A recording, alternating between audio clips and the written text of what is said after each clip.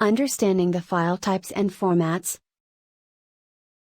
If you study or work, post content in social media, send and receive emails and send important papers into the government systems, you have come to deal with different file types and formats. Every time you save a file, you get to choose what format to use in the menu. Knowing a little more about these file types, formats, and their qualities, can help you choose the right one for your application or submission. In this course I will introduce you to at least 20 most common file types organized by the media or program they use. In addition, I'll introduce some system files you can come across while browsing your computer and if it is safe to tamper with them.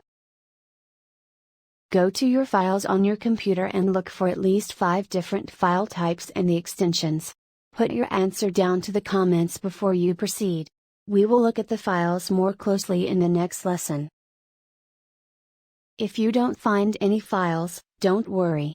We will look at the operating system more closely in the future courses.